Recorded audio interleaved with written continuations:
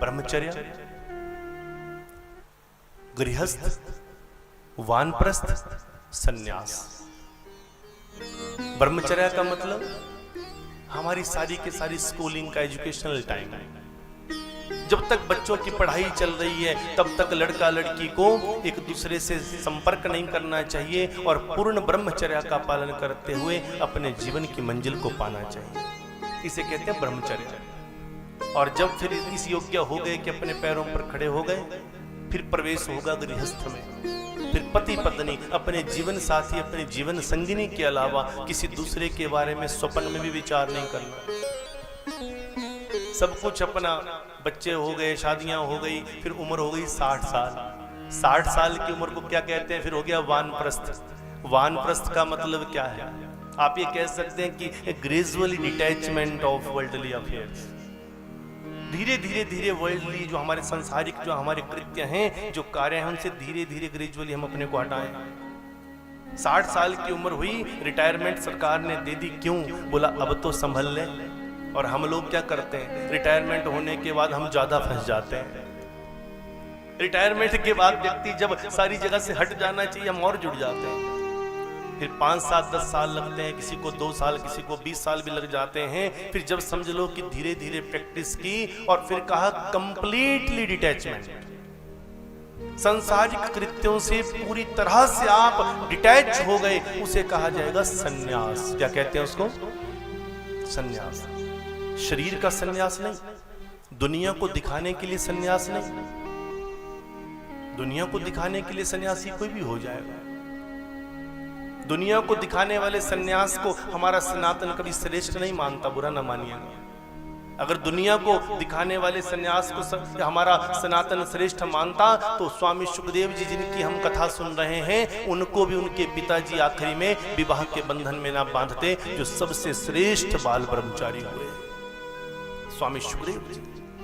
उन्हें भी विवाह के बंधन में बांध दिया। वेद व्यास जी ने बोला नहीं, बोला सन्यासी कहां से होता है व्यक्ति? सन्यासी व्यक्ति अपने मन से होता है। अगर मन के विकार छूटे नहीं तो सन्यास क्या? इसलिए गृहस्थ के बाद वानप्रस्थ और सन्यास में प्रवेश करना चाहिए। हमने क्या करना है? हमने देकर जाना है कि छोड़कर जाना? छूट तो सबसे जाएगा। हम छोड़ना चाहे ना छोड़ना चाहे, एक बार मौत की घंटी बजी तो उसके बाद हमारी सारी संपत्ति ऑटोमेटिकली उनके नाम पर हो जाएगी जिनको हो सकता है हम जीवन में चाहते भी ना हो सकता है किसी के जीवन में किसी के पत्नी, बच्चे, ये ऐसे ऐसे दुख आपको मिले हों, परंतु फिर भी आपकी घंटी बजते ही सब कुछ अपने आप चला जाएगा। रात दिन मेहनत करके जिसे हम कमा रहे हैं वो किसी दूसरों के लिए कमा रहे हैं।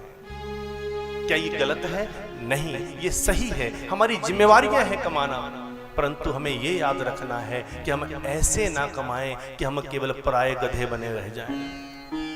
ऐसा ना हो कि हम पराये गधे बने रह जाएं, हम अपने लिए सोच ना पाएं। इतना मत कमाना कि डूब जाओ। मधुमक्खी पूरी जिंदगी शहद बनाती है। हम लोग, आप लोग भी मधुमक्खी की तरह तैयार होते हैं। रोज प्रातः तैयार होते हैं, सूट बूट पहनते हैं, तैयार होते हैं। मधुमक्खी भी तैयार होती है। हम कहाँ जाते हैं? पूरा दिन धक्के खाते हैं, रस इकट्ठा करते हैं, धन इकट्ठा करते हैं। मधुमक्खी क्या करती है? वो भी फूलों फूलों के ऊपर जाती है और रस चूस कर लाती है। फिर क्या बनाती है? बोलो क्या बनाती है? पर जब उसका छाता शहद से पूरा भर जाता है ना, तो मधुमक्खी धीरे से अपने परिवार को इशारा करती है, पूरा चुपके से निकल लो। अगर गलती से भी अगर तुम्हारा पंख उस शहद के साथ चिपक गया तो अपने ही बनाए शहद में ऐसे मर जाओगी कि बचाने वाला कोई भी नहीं है। रोज तैयार होना है, रोज धन कमाना है, अपने परिवार को अच्छी से अच्छी सुविधाएं देनी है, समाज सेवा करनी है, मंदिर मस्जिद गुरुद्वारे में सेवाएं करनी है। परंतु ये याद जरूर रखना है कि हमने जो शहद बनाना है कहीं हम उसमें स्वयं ही चिपक ना जाए, सूखे परों से उड़ना भी है।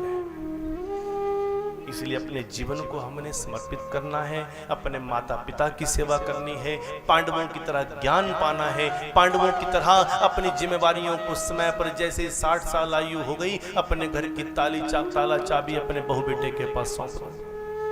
लो बेटा संभालो, संभालो ना संभालो तुम्हारी मर्जी, हमने तो वो संभालना है जो हमको संभालना चाहिए।